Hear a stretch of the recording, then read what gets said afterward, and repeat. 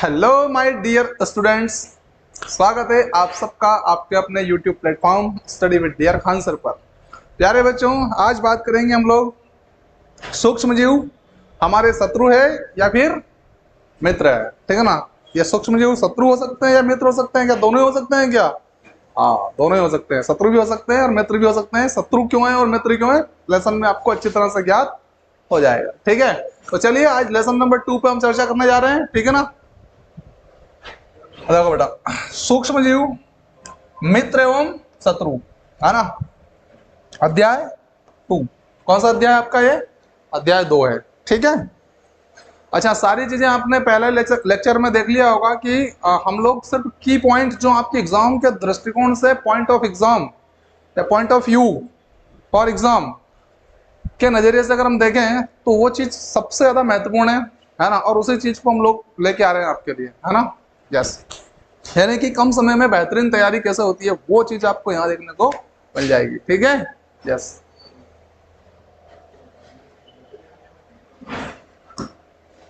सारांश की बात करें तो सूक्ष्मजीव अत्यंत छोटे होते हैं तथा बिना सूक्ष्मदर्शी यंत्र की मदद से नहीं देखे जा सकते हैं, है ना। अकेली आंखों से दिखाई नहीं देते हैं। ठीक है ना। ठीक है, देखो भाई, सूक्ष्मजीव जो है बहुत ज्यादा छोटे होते हैं, ये आपको पता ही है ना। किताब आपने पढ़ी होगी तो आपको क्लियर हो गया होगा। डायरेक्ट यानी कि नग्न आंखें जो होती है, नंगी आंखें जो होती है, उनसे हम इन्हें नहीं देख सकते हैं। तो फिर कैसे देख सकते हैं? तो इनके लिए बेटा हमको सूक्ष्मदर्शी की आवश्यकता होती है। सूक्ष्मदर्शी लगानी पड़ती है, ऐसे करके, ऐसे माइक्रोस्कोपिक की आवश्यकता होगी हमें। ठीक है ना, जब जाकर आप देख पाएंगे। ठीक है ना। यस, तो सूक्ष्मजीव अत्यंत छोटे होते हैं तथा सूक्ष्मदर्शी यंत्र की मदद से, सूक्ष्मदर्शी यंत्र की मदद से अकेली आंखों से दिखाई नहीं देते हैं। मतलब उसकी मदद से तो देख सकते हैं हम लोग, लेकिन अकेली आंखों से, मतलब सिर्फ आंखों से देखना चाहे आप ऐसा करके, भले कितनी आंखें फाड़ लें आप, नहीं दिखेंगे। कैसे दिखेंगे? माइक्रोस्कोपिक के माध्यम से दिखेंगे, सूक्ष्मदर्शी के माध्यम से दिखेंगे। ठीक है। यह बर्फीले शीत मौसम से लेकर, बर्फीले शीत मौसम से लेकर तो उष्ण झरनों, सब जगह मिलेंगे। बर्फीले क्षेत्र में मिलेंगे, झरनों में मिलेंगे, गर्मी वाले क्षेत्रों में मिलेंगे। ठीक है ना। मरुस्थल वाले एरिया से लेकर दलदल तक के एरिया में, मतलब सब जगह पाए जाते हैं सूक्ष्म जीव। ठीक है। मरुस्थल मतलब भीषण गर्मी वाले क्षेत्र होते हैं जो, है ना। दलदल वाले एरिया तक आपको ये देखने को मिल जाएंगे। ठीक है।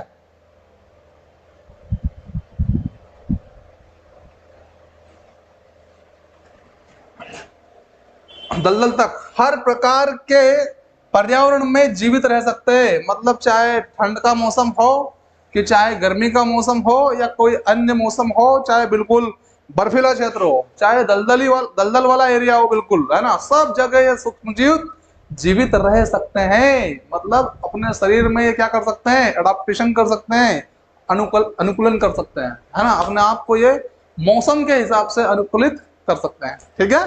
ओके। सूक्ष्मजीव वायु, जल, मिट्टी, पौधों एवं जंतुओं के शरीर में पाए जाते हैं। देखो भैया, सूक्ष्मजीव वायु में भी पाए जाते हैं, ठीक है ना, जल में भी पाए जाते हैं, मिट्टी में भी पाए जाते हैं, और पौधों एवं जंतुओं के शरीर में पाए जाते हैं। पौधे में भी पाए जाते हैं, जंतुओं के शरीर में भी पाए जाते हैं, आपके शरीर में भी पाए जाते हैं, हमारे में भी पाए जाते हैं, सब में पाए जाते हैं भैया, सब जगह पाए जाते हैं। ठीक है। ओके, पाए जाते हैं। ये एक कोशिकीय एवं बहुकोशिकीय हो सकते हैं। कुछ सूक्ष्मजीव ऐसे हो सकते हैं जिनका शरीर सिर्फ एक कोशिका से बना है, एक सेल से बना है, और कुछ ऐसे भी हो सकते हैं जिनका शरीर कई सारी कोशिकाओं से मिलकर बना हो। ठीक है ना। तो सूक्ष्मजीव एक कोशिकीय भी हो सकते हैं और बहुकोशिकीय भी हो सकते हैं, अर्थात यूनिसेल्युलर भी हो सकते हैं और मल्टी सेल्युलर भी हो सकते हैं। ठीक है ना। जीवाणु, कवक, प्रोटोजोआ तथा, जीवाणु मतलब क्या? बैक्टीरिया आपका, है ना। कवक, फंजाई, प्रोटोजोआ, प्रोटोजोआ परजीवी, ठीक है ना, तथा कुछ शैवाल, एल्गी, है ना, एल्गी सूक्ष्म जीवों के अंतर्गत आते हैं। ये सब किस में आते हैं? सूक्ष्म जीवों के अंतर्गत आते हैं। विषाणु इनसे अलग होते हैं लेकिन फिर भी इसी वर्ग में शामिल किए जाते हैं। ठीक है ना। विषाणु थोड़े अलग होते हैं, अलग इसलिए भी हो सकते हैं क्योंकि विषाणु एक एकमात्र ऐसा जीव है भाई, ये जिसके अंदर कोशिका नहीं पाई जाती है ना। ये कोशिका सिद्धांत का अपवाद भी है ना। कोशिका सिद्धांत का अपवाद भी है कौन? विषाणु। ठीक है ना, इस बात का ध्यान रखिए। तो विषाणु इनसे अलग होते हैं, लेकिन फिर भी इसी वर्ग में शामिल किए जाते हैं। किस वर्ग में? सूक्ष्म जीव के वर्ग में शामिल किए जाते हैं। ठीक है ना। विषाणु, ये लिखने में गलती हुई है, विषाणु आप देख लें, ऐसा लिखाता है विषाणु। ठीक है ना।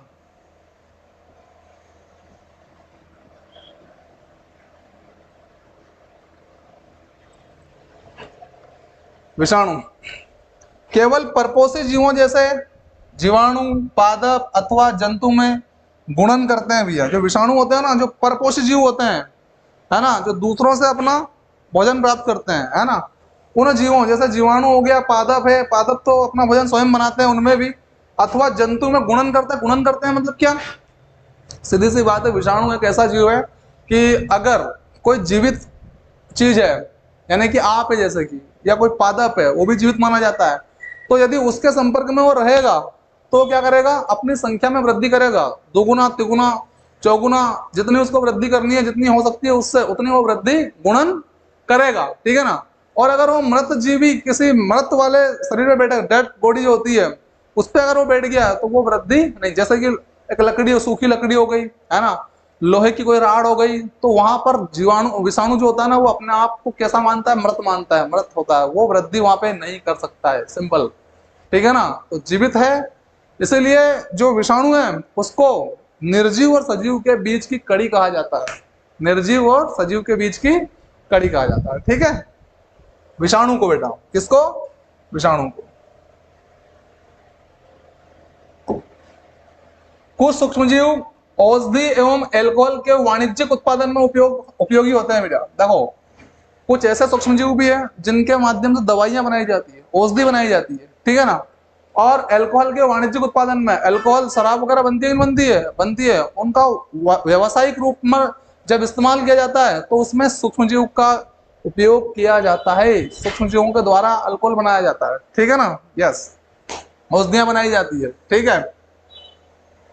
और कुछ सूक्ष्मजीव जैविक कचरे, जैविक कचरा जो होता है आपका, है ना, कचरे जैसे कि मृत पौधे हो गए एवं जंतु अपशिष्ट को अपघटित कर, अपघटित है ना, क्या है? अपघटित।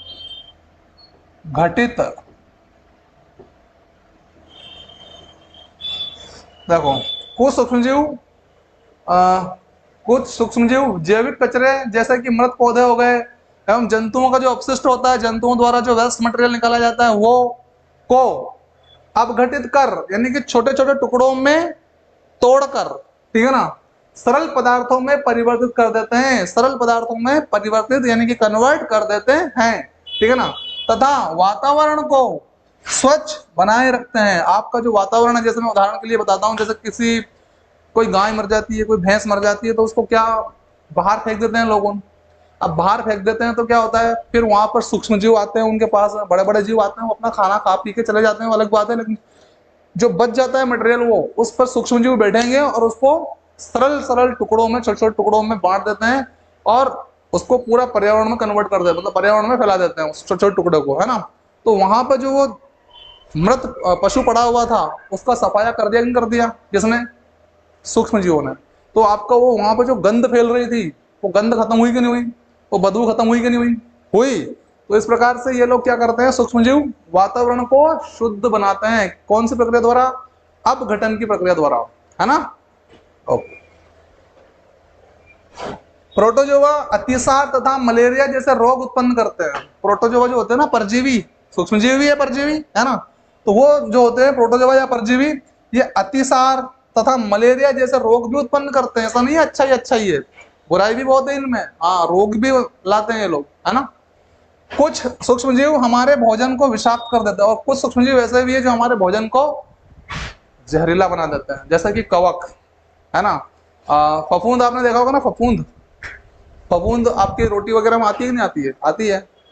वो क्या बना देती है? आपकी रोटी को विषैला बना देती है। ठीक है ना। कुछ सूक्ष्मजीव लेग्यूम पौधों की जड़ों और ग्रंथिकाओं में पाए जाते हैं। लेग्यूम पौधे मतलब क्या? जो लेग्यूमिनेसी कुल के पौधे जो होते हैं ना, वो उन पौधों की जड़ों में, जैसे आपने चना देखा होगा, देखा, तो चने की जो जड़ें होती है ना, वहां पे देखा होगा आप लोगों ने, गांठें होती है ना, वहां पे क्या पाया जाता है, वहां पे राइजोबियम नाम का बैक्टीरिया पाया जाता है, ठीक है ना। यस।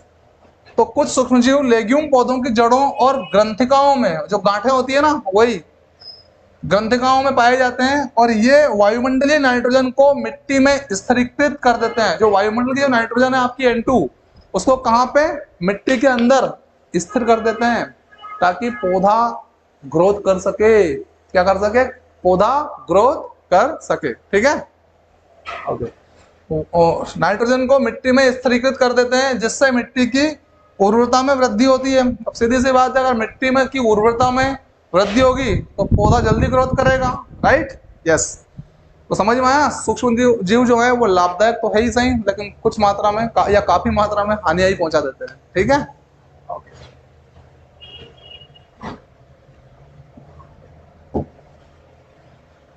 मिट्टी में उपस्थित कुछ जीवाणु तथा नीले हरे शैवाल, कुछ जीवाणु तथा नीले हरे शैवाल वायुमंडलीय नाइट्रोजन को स्थिरीकृत कर नाइट्रोजनी यौगिकों में बदल देते हैं। देखो, जो वायुमंडल की जो नाइट्रोजन है ना, उसको नाइट्रोजनी यौगिकों में बदल देते हैं। कौन, सूक्ष्म जीव। ध्यान रखना है आपको कि मिट्टी में उपस्थित कुछ जीवाणु, मिट्टी में पहले से ऑलरेडी रहते हैं वो जीवाणु, ठीक है ना, तथा नीले हरे शैवाल जो है, नीले हरे शैवाल जो होते हैं वो क्या करते हैं, वायुमंडलीय नाइट्रोजन को, अर्थात की जो वायुमंडल की जो नाइट्रोजन फैली हुई है 78%, ठीक है ना, उस 78% को क्या कर देते हैं, सूक्ष्म नाइट्रोजन को स्थिरीकृत कर, उसको स्थिर करके नाइट्रोजनी यौगिकों में बदल देते हैं, नाइट्रोजन के यौगिकों में बदल देते हैं, ठीक है। विशेष जीवाणु मिट्टी में उपस्थित नाइट्रोजन यौगिकों को नाइट्रोजन गैस में परिवर्तित कर देते हैं, जिसका निर्मोचन वायुमंडल में हो जाता है। निर्मोचन का मतलब क्या, निर्मोचन का मतलब क्या, छुटकारा, छोड़ देते हैं मतलब, ठीक है। तो कुछ विशेष प्रकार के जीवाणु भी होते हैं जो मिट्टी में उपस्थित नाइट्रोजन यौगिकों को, अब नाइट्रोजन यौगिकों को बदला था ना अभी, तो सीधी सी बात है, मिट्टी में कौन सा है, नाइट्रोजन यौगिक है, उन नाइट्रोजन यौगिकों को नाइट्रोजन गैस में परिवर्तित कर देते हैं। मतलब कुछ विशेष जीवाणु ऐसे भी होते हैं जो नाइट्रोजन के यौगिक को फिर से गैस में बदल देते हैं, ठीक है ना। यस। और जिसका निर्मोचन यानी कि जिसको मुक्त कर देते हैं, किसमें, वायुमंडल में हो जाता है, ठीक है ना। इस प्रकार से यानी कि वो वायुमंडलीय नाइट्रोजन को नाइट्रोजन के यौगिकों में भी कन्वर्ट करते हैं, और साथ साथ कुछ ऐसे भी जो बैक्टीरिया या जीवाणु हैं जो नाइट्रोजन के यौगिक को वापस वायुमंडलीय नाइट्रोजन में कन्वर्ट कर देते हैं, ठीक है। ओके। सूक्ष्म जीव क्या है भैया, अब ये देख लो आप लोग, वे जीव जिन्हें हम अपनी आंखों से देख नहीं सकते, शुरू में पढ़ लिया हम लोगों ने, वे सूक्ष्म है ना, सूक्ष्म मतलब बहुत छोटे हैं, ठीक है ना। तो वे जीव जिन्हें हम अपनी आंखों से नहीं देख सकते हैं, उन्हें हम क्या कहते हैं, उन्हें हम सूक्ष्म जीव कहते हैं। क्या कहते हैं, सूक्ष्म जीव कहते हैं। सूक्ष्म जीव आकार में बहुत ही छोटे होते हैं, जिनको हमारी साधारण आंखों से नहीं देखा जा सकता है बेटा, नहीं देखा जा सकता है, ठीक है ना। सूक्ष्म जीवों को 4 वर्गों में बांटा गया है। कितने वर्गों में, प्रश्न आएगा आपके पास में कि सूक्ष्म जीवों को कितने वर्गों में बांटा गया है, तो 4 वर्गों में बांटा गया, ठीक है। देखिए आप लोग, पहला वर्ग क्या है, जीवाणु। देखिए आप लोग चित्र में, ये जीवाणु इस प्रकार के होते हैं। जीवाणु अपने आकार में अलग अलग प्रकार के होते हैं, है ना। कुछ ऐसे जीवाणु होते हैं जो स्पाइरल होते हैं, कुछ ऐसे होते हैं जो छड़नुमा होते हैं, है ना। कुछ ऐसे होते हैं जो कौमा आकार के होते हैं, है ना। मतलब अलग अलग प्रकार के आकार इनके देखने को मिलते हैं, किनके, बैक्टीरिया के, ठीक है। ओके। तो ये जीवाणु है ना। आगे देखिएगा, दूसरा जो प्रकार है वो कौन सा है, कवक, ठीक है। कवक में देखो, राइजोपस, ब्रेड मोल्ड जिसको हम कहते हैं, है ना। दूसरा है पेनिसिलियम, है ना, और एस्परजिलम या एस्परजिलस, एस्परजिलस, ठीक है। पेनिसिलियम, ये यहाँ पे पेनिसिलियम लिखा हुआ है, ठीक है, पेनिसिलियम।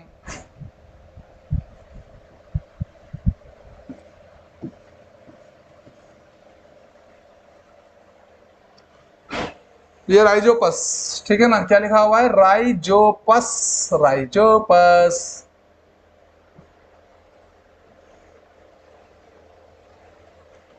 और तीसरा जो प्रकार है वो क्या है, प्रोटोजोआ। प्रोटोजोआ मतलब क्या बेटा, परजीवी।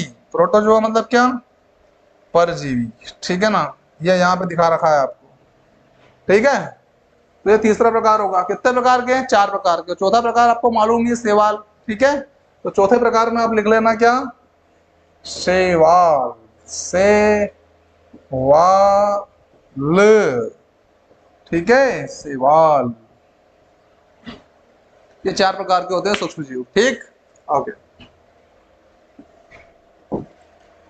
विषाणु भी एक तरह का सूक्ष्म जीव होता है, लेकिन इसे हम सूक्ष्म जीव के 4 वर्गों में नहीं गिनते, क्योंकि यह बाकी सूक्ष्म जीवों की तरह अपना विकास नहीं करता। बात समझ में आ गई क्या आपको?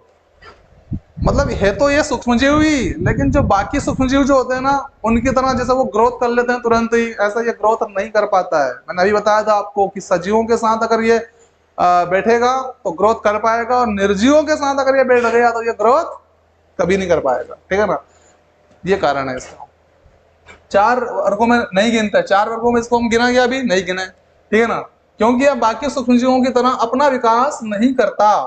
विषाणु किसी जीवित प्राणी के शरीर में जाकर ही अपना विकास कर सकता है। देखो, किसी जीवित प्राणी में अगर गया तो विकास कर पाएगा, अन्यथा नहीं कर पाएगा। ठीक है ना, कर पाता है। अगर यह शरीर से बाहर निकाल दिया जाता है तो यह वायरस मर जाता है, और शरीर से बाहर अगर निकाल दिया, उस जीवित प्राणी के शरीर से अगर बाहर निकाल दिया तो यह मर जाएगा।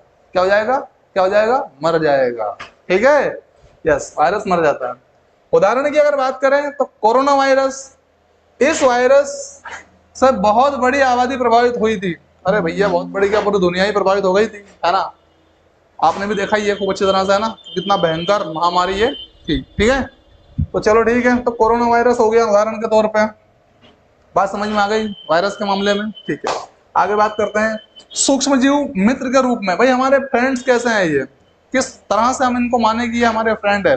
तो देखिए आप लोग, सूक्ष्म जीव दूध से दही बनाने में काम आते हैं, लैक्टोबैसिलस। ठीक है, तो सूक्ष्म जीव दूध से दही बनाने में काम आते हैं भैया। दूसरा, सूक्ष्म जीव मरे हुए जानवरों को खत्म करने में काम आते हैं। अभी मैंने बताया आपको गाय भैंस का उदाहरण कि रोड के किनारे पड़ी रहती है, उसको खत्म कर देते हैं लोग। ठीक है, तो सूक्ष्म जीव मरे हुए जानवरों को खत्म करने में काम आते हैं। सूक्ष्म जीवों की मदद से बहुत सारी दवाइयां बनाई जाती है। बहुत सारी दवाइयां, शुरू के चैप्टर में आपने देखा था, औषधि बनाते हैं, हमारी पहली स्लाइड में आपने देखा होगा। ठीक है, तो औषधि बनाई जाती है किससे, सूक्ष्म जीवों से। ठीक है, सूक्ष्म जीवों की मदद से चीनी से शराब बनाई जाती है। क्या बनाई जाती है भैया, अल्कोहल या शराब बनाई जाती है। क्या बनाई जाती है, शराब बनाई जाती है। ठीक है ना, तो फायदे है कि नहीं है। मतलब इसका मतलब क्या हुआ, शराब बन रही है, इसका मतलब क्या हुआ, हमारे मित्र है ना। अरे भाई, सरकार जो होती है ना, इससे बहुत बड़ा फायदा अपने आप को लेती है ना। सरकार को बहुत फायदा है इससे, राजस्व की इनकम जो होती है, रेवेन्यू जनरेट जो होता है ना सरकार का, वो शराब से बहुत ज्यादा होता है। इसलिए तो शराब को सरकार जो है प्रतिबंधित नहीं करती है। ठीक है, यस।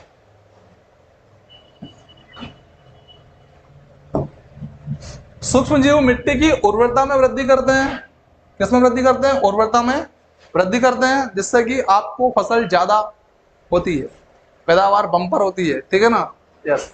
यह नीले हरे शैवाल तथा जीवाणु की मदद से होता है। ये जो उर्वरता में वृद्धि जो होती है ना, उर्वरता में वृद्धि, वो नीले हरे शैवाल और जो बैक्टीरिया होते हैं अर्थात जीवाणु जो होते हैं उनकी मदद से होता है ना। उनकी मदद से क्या होता है, उनकी मदद से जमीन, जो मिट्टी है जमीन की, उस मिट्टी की क्षमता, पौधे को ग्रोथ देने की क्षमता जो होती है वो बढ़ जाती है। ठीक है, आगे देखिए, किण्वन क्या है, किण्वन अर्थात फर्मेंटेशन क्या है, व्हाट इज फर्मेंटेशन। देखो भैया, ईस्ट चीनी को अल्कोहल में बदल देता है। ईस्ट जो होता है ना, खमीर, वो चीनी को किस में बदल देता है, अल्कोहल में बदल देता है। बस इसी प्रक्रिया को किण्वन या फर्मेंटेशन के नाम से जाना जाता है। ठीक है, तो ईस्ट चीनी को अल्कोहल में बदल देता है। इस प्रक्रिया को किण्वन या फर्मेंटेशन कहते हैं। किण्वन या फर्मेंटेशन कहते हैं। ठीक है, एंटीबायोटिक। अब एंटीबायोटिक क्या है भाई, देखो, वह औषधि जो बीमारी पैदा करने वाले सूक्ष्म जीवों को नष्ट कर देती है। जैसे कि कोई बीमारी हो गई है ना, जैसे आप वैक्सीन लगाते हो ना, वैक्सीन तो क्या करते हैं, वैक्सीन में हम लोग सूक्ष्म जीवों से ही वैक्सीन बनाई जाती है फिर। ठीक है ना। तो वो जो जीव आपके शरीर में प्रवेश कर रहे हैं, जो आपको कर गए हैं, जो आपको बीमार कर रहे हैं, परेशान कर रहे हैं, उन सूक्ष्म जीवों को मारने के लिए वैसे के वैसे ही सूक्ष्म जीवों से वैक्सीन बनाई जाती है, ताकि वो अंदर जाके लड़ेंगे, है ना, और उन बाहरी तत्वों को खत्म करेंगे। ठीक है, देखो वह औषधि जो बीमारी पैदा करने वाले सूक्ष्म जीवों को नष्ट कर देती है, बीमारी पैदा करने वाले जो सूक्ष्म जीव होते हैं उनको नष्ट कर देती है, उसको कहते हैं क्या, एंटीबायोटिक। ठीक है, या उनकी वृद्धि को रोक देती है, या तो उनको नष्ट कर देती है या फिर उनकी वृद्धि को, उनकी ग्रोथ को रोक देती है। ठीक है ना, उसको हम एंटीबायोटिक कहते हैं। क्या कहते हैं उसको हम लोग, एंटीबायोटिक कहते हैं। ठीक है बेटा, एंटीबायोटिक भी सूक्ष्म जीवों के ही बने होते हैं। बात समझ में आ गई, एंटीबायोटिक भी किसके बने होते हैं, सूक्ष्म जीवों के ही बने होते हैं। ठीक है, वैक्सीन, अगर वैक्सीन की बात करें या टीका जिसको अपन बोलते हैं, देखो वैक्सीन सूक्ष्म जीवों की बनी होती है, ये बात नोट कर लीजिए अच्छी तरह से। किसकी बनी होती है, सूक्ष्म जीवों की ही बनी होती है वैक्सीन भी। ठीक है, वैक्सीन के टीके का प्रयोग आमतौर पर चेचक, हैजा तथा हेपेटाइटिस जैसी बीमारियों को रोकने के लिए किया जाता है ना। देखो कौन कौन सी बीमारी, चेचक है, हैजा है, हेपेटाइटिस जैसी बीमारियों को रोकने के लिए टीका या वैक्सीन का इस्तेमाल किया जाता है। ठीक है बेटा, यस। हमारा शरीर अपनी रोग प्रतिरोधक क्षमता रखता है, अपनी खुद की क्या है हमारे पास में, रोग प्रतिरोधक क्षमता है। ठीक है, क्षमता रखता है। जब कोई भी सूक्ष्म जीव हमारे शरीर में प्रवेश करता है तो हमारा शरीर की प्रतिरोधक क्षमता उसको बढ़ने से रोकती है। हमारी जो शरीर की प्रतिरोधक क्षमता है वो क्या करती है, वो क्षमता उस सूक्ष्म जीव को ग्रोथ करने से रोकती है और भरपूर प्रयास करती है कि उस सूक्ष्म जीव को नष्ट कर दे, है ना। जो WBC होती है ना हमारे बॉडी के अंदर, वो मारती है रोगाणुओं को, जीवाणुओं को, इनको जो हानिकारक होते हैं उनको। ठीक है, यस। जो हमारे शरीर में प्रवेश करता है तो हमारे शरीर की प्रतिरोधक क्षमता जो होती है वो उसको बढ़ने से रोकती है। और वैक्सीन टीके के अंदर मृत अवस्था में सूक्ष्मजीव पाए जाते हैं। ये बात ध्यान रखना है कि जो वैक्सीन बनाई जाती है ना, वो मृत सूक्ष्मजीवों की बनाई जाती है। वैक्सीन किसकी बनती है बेटा, मृत सूक्ष्मजीवों की बनती है। मृत मरे हुए सूक्ष्मजीवों की बनती है क्या, वैक्सीन, ध्यान रखना। ठीक है, जिससे शरीर उन्हें पहले ही समझ लेता है ना, और दोबारा आने वाले सूक्ष्म जीवों को जल्दी मार देता है, जिससे बीमारी खत्म हो जाती है। ठीक है ना, यानी कि कुल मिलाकर आप समझ सकते हैं कि सूक्ष्म जीव ही सूक्ष्म जीवों को मार देते हैं। मृत सूक्ष्म जीव जो होते हैं उनकी हमने वैक्सीन बना ली, और वो वैक्सीन जो है जो आने वाले सूक्ष्म जीव है उनको मार देते हैं। ठीक है ना, तो लड़ाई हम सूक्ष्म जीवों से करवा देते हैं। ठीक है ना, यह है वैक्सीन का कमाल। ठीक, आगे सूक्ष्मजीव शत्रु के रूप में देख लीजिए अब आप, है ना, एनिमी के रूप में। तो सूक्ष्मजीव हमारे शरीर में बहुत सारी बीमारियां पैदा कर देते हैं बेटा, बहुत सारी बीमारियां पैदा कर देते हैं। ठीक है ना, सूक्ष्मजीव हमारे खाने को खराब कर देते हैं, खाने को खराब कर देते हैं, कर देते हैं कि नहीं कर देते हैं, कर देते हैं। पौधों में बीमारियां उत्पन्न कर देते हैं, बहुत सारी बीमारियां जो है पौधों में उत्पन्न कर देते हैं, कौन, सूक्ष्मजीव। ठीक है ना, ओके। कुछ महत्वपूर्ण मानव रोग और रोग कारक सूक्ष्मजीव। अब देखो उदाहरण यहाँ पे कौन कौन से रोग जो हैं वो सूक्ष्मजीवों द्वारा उत्पन्न होते हैं। ठीक है, चिकन पॉक्स बीमारी वायरस की वजह से होती है। चिकन पॉक्स खूब नाम सुना होगा आपने, है ना, किसकी वजह से होती है, प्रश्न आएगा। चिकन पॉक्स के चिकन पॉक्स जो होता है वो किसके कारण होता है, इसका वाहक कौन है, तो वायरस लिख के आना है ना, चिकन पॉक्स। कोरोना वायरस बीमारी तो याद ही है आपको, बताने की जरूरत ही नहीं है ना, यस। और हेपेटाइटिस बी बीमारी जो होती है वो भी वायरस की वजह से होती है। पोलियो बीमारी वायरस की वजह से, पोलियो की बीमारी, पोलियो में रह जाता है ना किसी का क्या, है ना, मतलब रीढ़ की हड्डी में पोलियो हो जाती है इससे, है ना, खराब हो जाती है। तो पोलियो बीमारी वायरस की वजह से होती है। हैजा बीमारी जीवाणु की वजह से होती है, हैजा जिसमें आंत प्रभावित होती है ना, ओके। तो हैजा बीमारी किसके कारण होती है, जीवाणु की वजह से होती है। ठीक है, टाइफाइड बीमारी भी जीवाणु की वजह से होती है, टाइफाइड में भी आंत ही प्रभावित होती है ना, ओके। मलेरिया बीमारी प्रोटोजोआ अर्थात परजीवी से प्रभावित, परजीवी के कारण होती है ना, किसके कारण होती है, परजीवी के कारण होती है। कौन, अरे भैया मलेरिया नाम की जो बीमारी होती है ना, ये प्रोटोजोआ को ही बोलते हैं हम लोग क्या हिंदी में, परजीवी, ठीक है ना, उसकी वजह से होता है मलेरिया। ठीक है, क्लियर हो गया, ओके। खाद्य सामग्री को बचाने के तरीके। अब जो आप खाद्य सामग्री का मतलब क्या, जो खाने की चीजें होती है वो, उनको बचाने के तरीके क्या क्या है जरा जान लीजिए, काम आएंगे आपको, है ना। देखो बेटा, नमक और खाद्य तेल का उपयोग सूक्ष्म जीवों की वृद्धि को रोकने के लिए किया जाता है।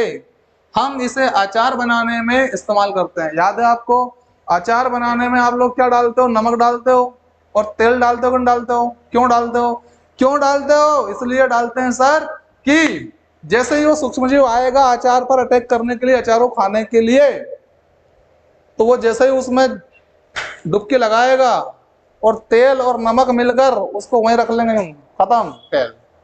बात समझ में आ गई। मतलब इसका क्या हो जाता है, जीवाणु का जीव द्रव्य कुंचन हो जाता है, वहीं पे मर जाता है, वो वहीं तड़प तड़प के खत्म हो जाता है ना। कहते हैं ना, माखी गुड़ में गड़ी रहे और पंख रहे लिपटाए, हाथ मले ना सिर धुने, लालच बुरी बलाए। समझ में आ गया। तो लालच करने के लिए वहां जाती है, उसको खाने उस अचार को, है ना, या शरबत जो रहता है उसको, और वहीं पर मर जाती है, ठीक है ना। यानी कि वो सूक्ष्म जीव वहीं मर जाते हैं।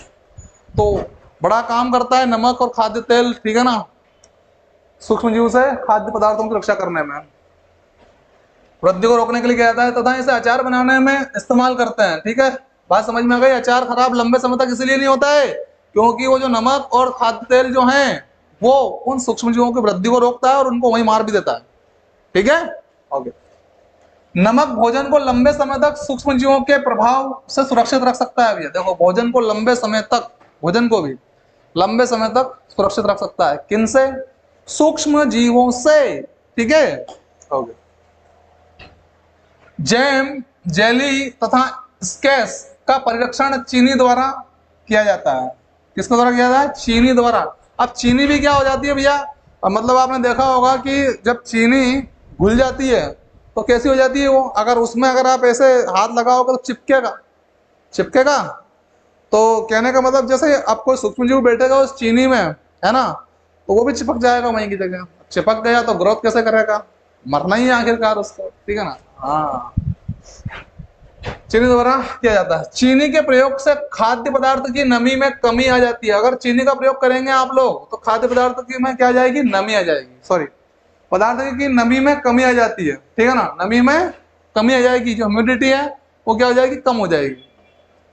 और सूक्ष्म जीवों की वृद्धि इस वजह से कम हो जाती है, और सूक्ष्म जीवों की वृद्धि भी इसी कारण क्या हो जाती है, नमी कम हुई तो सूक्ष्म जीवों की वृद्धि भी क्या हो गई, कम हो जाती है। ठीक है, अगली बात है, हम खाने को गर्म और ठंडा, गर्म और ठंडा करके भी सूक्ष्म जीवों की वृद्धि को रोक देते हैं। भाई आप तवे पर रख दो रोटी को, सुबह की रोटी शाम को खा रहे हो तो गर्म करके खा लो, ठीक है ना। दो फायदे हो जाएंगे, एक तो ये कि सूक्ष्म जीव मर जाएंगे, दूसरा ये कि जो घी की रोटी अगर खा रहे हो तो घी पिघल जाएगा, और अगर मतलब घी अगर नहीं पिघला और ऐसे ही तुमने खा लिया उसको, तो हो सकता है वो घी जमा हो जाए बॉडी के अंदर, और निकट भविष्य में वही घी जो है अटैक का कारण बन जाए आपका, है ना। कोलेस्ट्रॉल जमा हो जाता है, ठीक है ना, और अटैक आ जाता है लोगों को। इसलिए अगर घी की रोटी खा रहे हैं बेटा आप लोग तो जरूर उसको गर्म करके खाइए, ठीक है, ओके। वृद्धि इस वजह से कम हो जाती है खाना। हम खाने को सुरक्षित रखने के लिए वायुरोधी सील वाले पैकेटों का प्रयोग करते हैं। आपने देखा होगा जैसे कोई सेव का पैकेट आता है ना, या और कोई पैकेट्स आते हैं, तो ऐसे पैकेटों में रखा होता है ये खाने की चीजें जिसमें वायु प्रवेश नहीं कर सकती है।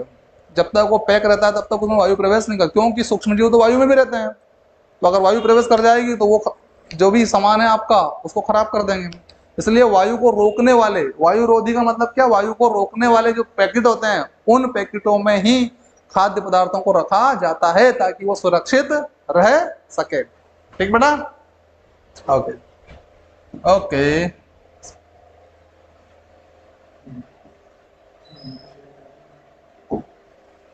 नाइट्रोजन चक्र देखिए किस प्रकार से नाइट्रोजन चक्र काम करता है। ठीक है, देखें आप लोग, शुरुआत यहां से कीजिए आप, मिट्टी में उपस्थित नाइट्रोजन के यौगिक, या तो यहां से कर सकते हैं या फिर यहां से भी कर सकते हैं। समझने के लिए आप वायुमंडलीय नाइट्रोजन, है ना, देखो चलो यहीं से करते हैं अपन, वायुमंडलीय नाइट्रोजन से ही, है ना। वायुमंडल में है नाइट्रोजन के नहीं है, है सर। तो अब इसका क्या होगा, ये दो भागों में बट रही है, देखो यहाँ पे तड़ित द्वारा नाइट्रोजन का स्थिरीकरण होगा।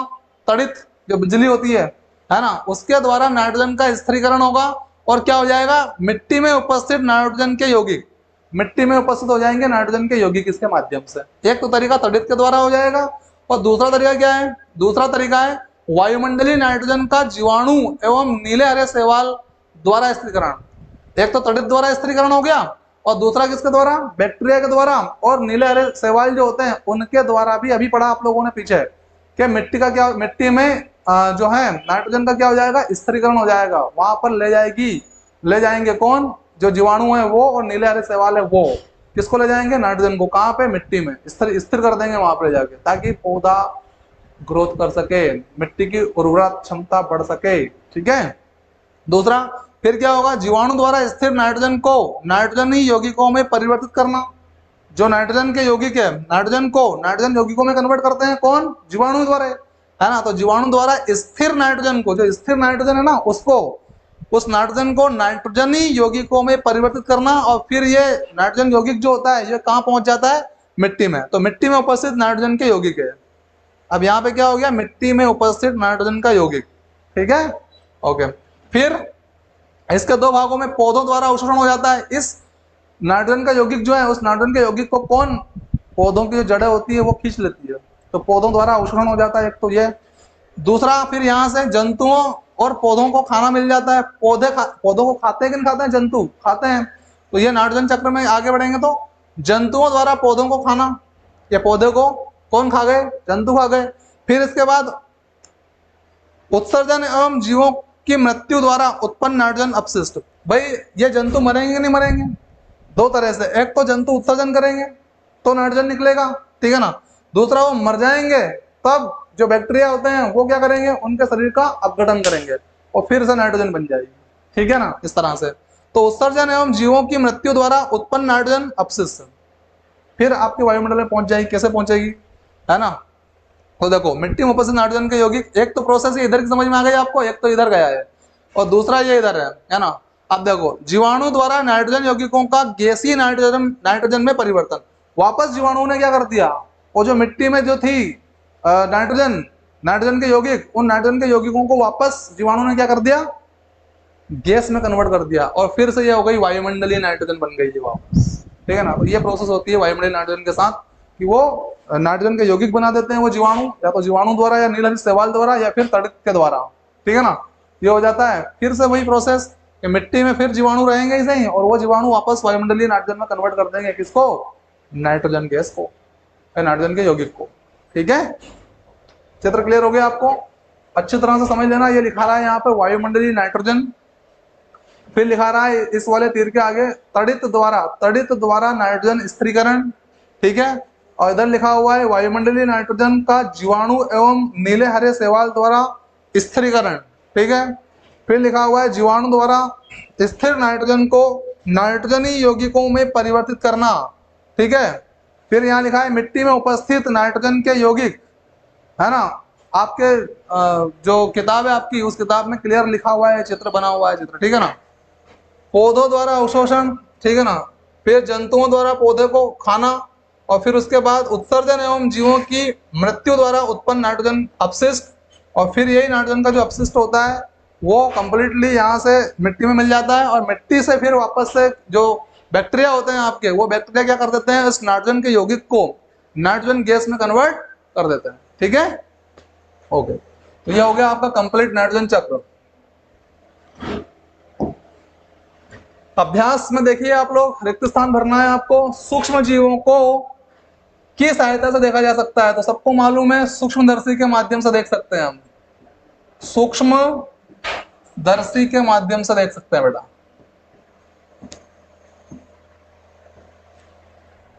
नीले हरे शैवाल वायु से का स्थिरीकरण करते हैं जिससे मिट्टी की उर्वरता में वृद्धि होती है, तो नाइट्रोजन का करते हैं। देखो ये उत्तर लिखे हुए हैं यहाँ पे, ठीक है ना। नाइट्रोजन का स्थिरीकरण करते हैं जिससे मिट्टी की उर्वरता में वृद्धि होती है। एल्कोहल का उत्पादन, अभी आपने सारांश अगर अच्छे से पढ़ा होगा, समझा होगा, तो ये सारे क्वेश्चन के आंसर ऑटोमेटिक आपके दिमाग में आ जाएंगे और आप लगा के आएंगे, पक्की बात है। ठीक है ना। सारांश को हमने बनाया ही कुछ इस तरह से है कि आपको एक एक क्वेश्चन क्लियर हो जाए। ठीक है ना, चाहे वो रिक्त स्थान हो, चाहे वो जोड़ी हो, चाहे प्रश्न हो, है ना, उत्तर ऑटोमेटिक मिलेगा आपको, क्योंकि हमने ऐसी चीजों को चूज किया है, चुनाव किया है जो आपके क्वेश्चन आंसर में काम आने वाली है, आपके रिक्त स्थान में काम आने वाली है, आपके सही गलत में काम आने वाली है, आपकी जोड़ियों में काम आने वाली है। ठीक है। फिर उसके बाद अल्कोहल का उत्पादन ईस्ट नामक सूक्ष्मजीव को की सहायता से किया जाता है और हैजा के द्वारा होता है। हैजा जीवाणु द्वारा होता है। किसके द्वारा होता है? हैजा जीवाणु द्वारा होता है। बहुत महत्वपूर्ण क्वेश्चन है, हैजा का कौन वाहक है? जीवाणु है। ठीक है, जीवाणु से होता है। अगला देखेंगे, सही शब्द के आगे सही का निशान आपको लगाना है बेटा। ये पोस्ट नहीं है, ये बेटा ईस्ट लिखा हुआ है। क्या लिखा हुआ है? ईस्ट। इसको ऐसे लिख लेना आप लोग। ईस्ट का उपयोग निम्न के उत्पादन में होता है। किसके उत्पादन में होता है? चीनी के, अल्कोहल के, हाइड्रोक्लोरिक अम्ल के या ऑक्सीजन के? तो अल्कोहल के उत्पादन में होता है ईस्ट का, जिसमें अभी आपने पढ़ा ना फर्मेंटेशन प्रोसेस। यस, तो किण्वन की प्रक्रिया यही तो है। ठीक है, तो अल्कोहल। उत्तर समझ में आया? यस। निम्न में से कौन सा प्रतिजैविक है, मतलब एंटीबायोटिक है? ठीक है ना, सोडियम बाइकार्बोनेट, स्ट्रेप्टोमाइसिन, अल्कोहल या ईस्ट? स्ट्रेप्टोमाइसिन, ये प्रतिजैविक है बेटा। ठीक है, ओके, स्ट्रेप्टोमाइसिन।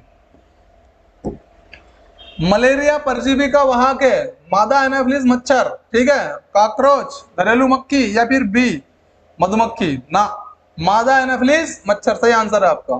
ठीक है, जो कि अपने आप में क्या है? एक परजीवी है। ठीक है, प्रोटोजोआ है। संचरणीय मतलब संक्रामक रोगों का सबसे मुख्य कारक कौन है? चींटी है, घरेलू मक्खी है, ड्रैगन मक्खी है या फिर मकड़ी है? घरेलू मक्खी है। ठीक है ना, संचरणीय रोगों का सबसे मुख्य कारक है घरेलू मक्खी, जो कभी तुम्हारे ऊपर तो कभी हमारे ऊपर तो कभी किसी और के ऊपर लगातार बैठती रहती है। तो इसका रोग उसके नाम, उसका रोग तुम्हारे नाम, तुम्हारा रोग किसी और के नाम। ये काम करती है कौन? घरेलू मक्खी। ठीक है, ओके। ब्रेड अथवा इडली फूल जाती है, इसका कारण क्या है? इडली डोसा देखा होगा ना आपने, फूल जाता है। ब्रेड जैसे ही चाय में आप डालोगे फूल जाता है, क्या कारण है? ठीक है, बताइए। उष्णता, पीसना, ईस्ट कोशिकाओं की वृद्धि या मारने के कारण? ईस्ट कोशिकाओं की वृद्धि हो जाती है, इसलिए ब्रेड क्या हो जाता है? फूल जाता है। ठीक है, यस। चीनी को अल्कोहल में परिवर्तित करने के प्रक्रम का नाम क्या है? नाइट्रोजन स्थिरीकरण, मोल्डिंग, किण्वन या फिर संक्रमण? किण्वन। चीनी को अल्कोहल में परिवर्तित करने के प्रक्रम को किण्वन कहते हैं, फर्मेंटेशन कहते हैं। ठीक है, ओके। कॉलम ए के जीवों का मिलान कॉलम 2 ये ऐसा है सेकंड में दिए गए उनके कार्यों से कीजिए। ठीक है, देखो, जीवाणु नाइट्रोजन स्थिरीकरण करते हैं क्या? दही को जमाते हैं क्या? ब्रेड की बेकिंग करते हैं, मलेरिया का कारक है या फिर एड्स का कारक है या फिर हैजा का कारक है? हैजा का कारक है। देखो उत्तर का उत्तर क्या है बेटा? ये पांचवा हैजा का कारक है। तो यहां से सीधा पहुंचेंगे हम लोग कहां?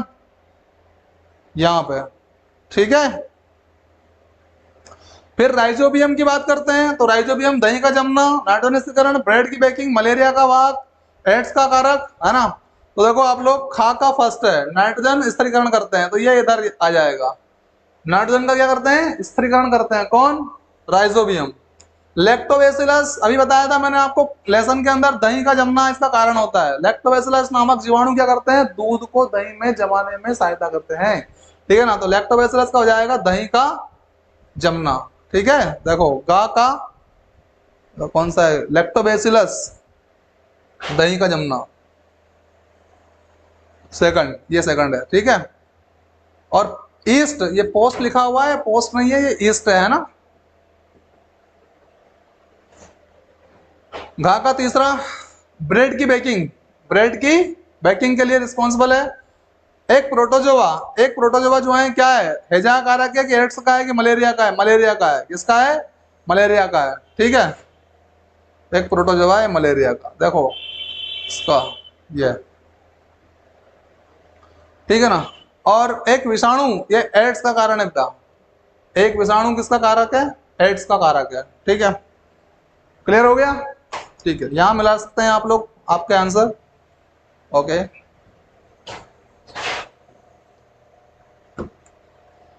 क्या सूक्ष्मजीव बिना यंत्र की सहायता से देखे जा सकते हैं, और यदि नहीं देखे जा सकते हैं तो वे कैसे देखे जा सकते हैं?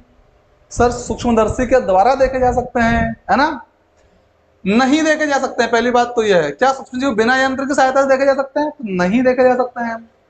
सूक्ष्मजीवों को हम बिना सूक्ष्मदर्शी यंत्र की सहायता से नहीं देख सकते हैं, क्योंकि सूक्ष्मजीव आकार में बहुत अधिक छोटे होते हैं। कैसे होते हैं? आकार में बहुत अधिक छोटे होते हैं, ठीक है। सूक्ष्मजीवों को हम केवल सूक्ष्मदर्शी नामक यंत्र की सहायता से ही देख सकते हैं। सूक्ष्मदर्शी नामक यंत्र की सहायता से ही देख सकते हैं, ध्यान रखना। माइक्रोस्कोपिक जो होती है उसके माध्यम से ही आप सूक्ष्मजीवों को देख सकते हैं, अन्यथा नहीं, ठीक है। दूसरा प्रश्न हमारा अगला, सूक्ष्मजीवों के मुख्य वर्ग कौन कौन से है? तो 4 वर्गों में बांटा गया है, आपको पता ही है ना। देखो सूक्ष्मजीवों को 4 मुख्य वर्गों में बांटा जा सकता है। नंबर 1 जीवाणु, उदाहरण है स्पाइटल जीवाणु या छड़नुमा जीवाणु, है ना। या स्पाइटल या स्पाइरल कहते हैं इसको ना। फिर दूसरा सूक्ष्मजीव हमारा कवक, उदाहरण के लिए एस्परजिलस। दूसरा पेनिसिलियम, पेनिसिलियम कवक।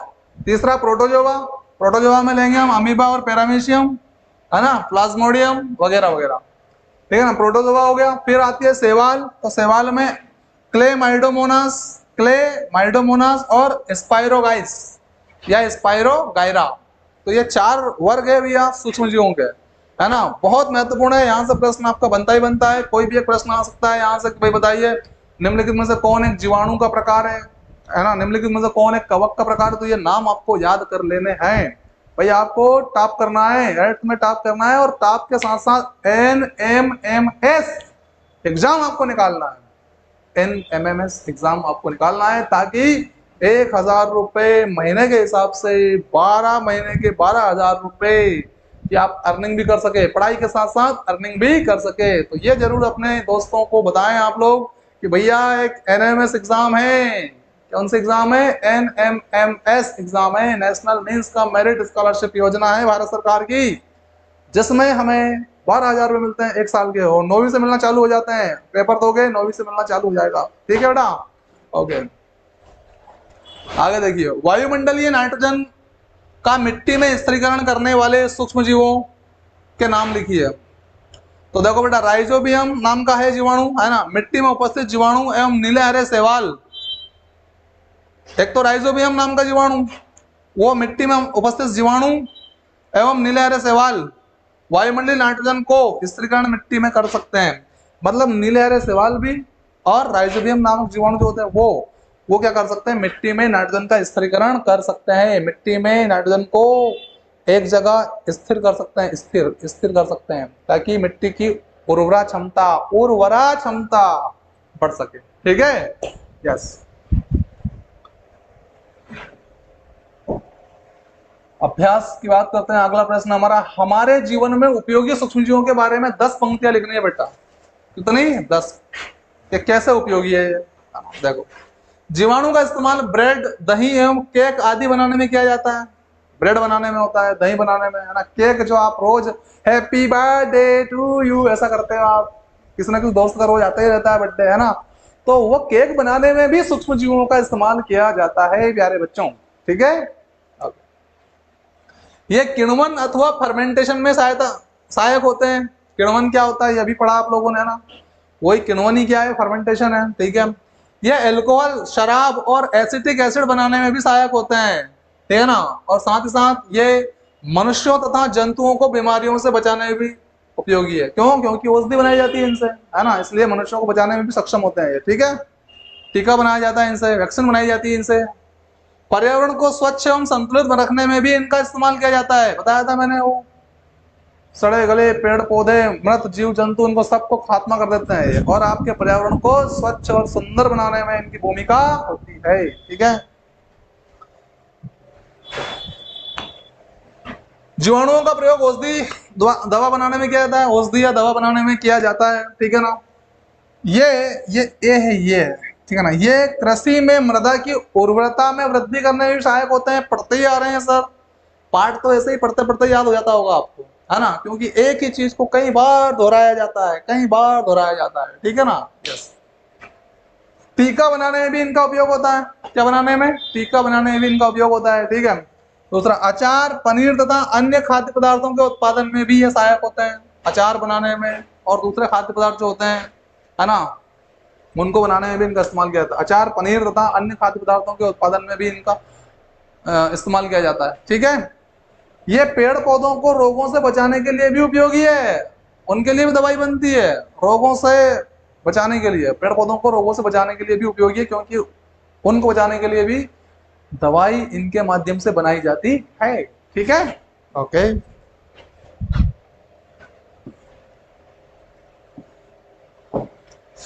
सूक्ष्म जीवों द्वारा होने वाली हानियों का विवरण देना। अभी लाभ तो बहुत हो गए, अब हानियां भी देख लो। ठीक है। सूक्ष्म जीवों से होने वाली हानियां देखिए। कुछ जीवाणु पौधों एवं खाद्यान्यों को नष्ट कर देते हैं, बिल्कुल कर देते हैं, पौधों को भी नष्ट कर देते हैं उनमें रोग लगा के, और खाद्यान्यों, खाद्य का जो अन्न, खाने का जो अन्न है ना, उनमें रोग, गेहूं में रोग लग जाता है ना, तो गेहूं खराब हो जाता है, कपास में रोग लग जाता है, कपास खराब हो जाता है। ऐसी विभिन्न प्रकार की फसलों में अलग अलग प्रकार के रोग सूक्ष्म जीवों द्वारा पैदा या उत्पन्न कर दिए जाते हैं। ठीक है। कुछ जीवाणु मनुष्यों एवं पशुओं में रोग उत्पन्न करते हैं, मनुष्यों में भी कर देते हैं और पशुओं में भी कर सकते हैं। अभी उदाहरण देखे आप लोगों ने, मनुष्य में कौन कौन से रोग करते हैं लोग, है ना, हैजा वगैरह, मलेरिया, है ना, विषाणु के रूप में देखा जाए तो एड्स। ठीक है ना। यस। कुछ जीवाणु भूमि की नाइट्रेट को, भूमि की जो नाइट्रेट है उसको नाइट्रोजन में बदलकर भूमि की उपजाऊ शक्ति कम कर देते हैं। कुछ ऐसे भी खतरनाक है जो उपजाऊ शक्ति को कम भी कर देते हैं, है ना। कहते हैं ना, लोग अच्छे और बुरे दोनों तरह के मिलेंगे आपको, ऐसे सूक्ष्म जीव भी अच्छे और बुरे दोनों तरह के मिलेंगे। ठीक है। यस। कुछ कवक पौधों को संक्रमित कर उनमें रोग उत्पन्न करते हैं, पौधों को संक्रमित कर उनमें रोग उत्पन्न करते हैं। ठीक है। कुछ कवक दाद, खाज, खुजली जैसे चर्म रोग उत्पन्न करते हैं। खाज, खुजली होती है कि नहीं होती है? खुजली होती है, इनकी वजह से होती है, ये सूक्ष्म जीवों की वजह से होती है। माइक्रो स्कोपिक के माध्यम से आप देख भी सकते हैं सूक्ष्म जीवों को, है ना, और इनकी वजह से क्या होता है, आपको खाज हो जाती है, कहीं खुजली हो जाती है, कहीं दाद हो जाता है, ये सब इन्हीं के कारण होता है। ठीक है। ओके। कुछ कवक खाद्य पदार्थों को विषाक्त बनाकर नष्ट कर देते हैं, जहरीला बना देते हैं और फिर नष्ट कर देते हैं। ठीक है ना, ये काम भी यही करते हैं। कुछ कवक हमारे चमड़े एवं लकड़ी तथा खाने के सामान को नष्ट कर देते हैं, चमड़े एवं लकड़ी तथा खाने के सामान को भी क्या कर सकते हैं, नष्ट कर देते हैं। कौन? कवक, है ना। तो ये हानियां भी होती है इनसे। ठीक है। एंटीबायोटिक या प्रतिजैविक क्या है और प्रतिजैविक लेते समय कौन सी सावधानियां रखनी चाहिए, है ना। देखो भैया, ऐसी औषधियां जो बीमारी पैदा करने वाले सूक्ष्म जीवों को नष्ट कर देती है, ऐसी औषधियां जो बीमारी पैदा करने वाले सूक्ष्म जीवों को नष्ट कर देती है, उन्हें हम एंटीबायोटिक या प्रतिजैविक के नाम से जानते हैं। ठीक है। यस। या उनकी वृद्धि को रोक देती है ना, प्रतिजैविक या एंटीबायोटिक कहलाती है। समझ में आ गई? या तो नष्ट कर देगी उन सूक्ष्म जीवों को, या फिर उनकी ग्रोथ को या उनकी वृद्धि को रोक देती है। ठीक है ना, एंटीबायोटिक। उदाहरण के तौर पर देखिए आप लोग, ट्रेटासाइक्लिन, स्ट्रेप्टोमाइसिन, एरिथ्रोमाइसिन, स्ट्रेप्टोमाइसिन, एरिथ्रोमाइसिन, ये सब क्या है? ये एंटीबायोटिक है सर। ठीक है। यस। हम लोगों को प्रतिजैविक दवाइयां डॉक्टर की सलाह पर ही लेनी चाहिए, ये बात हमेशा ध्यान रखना। कोई दवाई अगर आप ले रहे हैं ना बेटा, तो आपके डॉक्टर की सलाह से आप लें, अन्यथा की दृष्टि में वो दवाई दिक्कत भी दे सकती है, प्रॉब्लम दे सकती है ना, साइड इफेक्ट कर सकती है। और उनका पूरा कोर्स भी करना चाहिए। जो दवाइयां आप ले रहे हैं, जैसे 8 दिन की दवाई लेके आए आप, है ना, या 5 दिन की दी डॉक्टर साहब ने आपको, तो कई लोग क्या करते हैं, 2 गोली खा लेते हैं, उसके बाद हाँ अच्छे हो गए अपन तो, है ना। भैया वो जड़ से खत्म नहीं हुई है, जो बीमारी है ना वो जड़ से खत्म नहीं हुई है। खत्म करने के लिए कोर्स तो कंप्लीट करना ही है आपको, क्योंकि पैसा भी लगाया ना आपने भैया, तो फिर कर लो ना पूरा यार उसको। ठीक है। यस।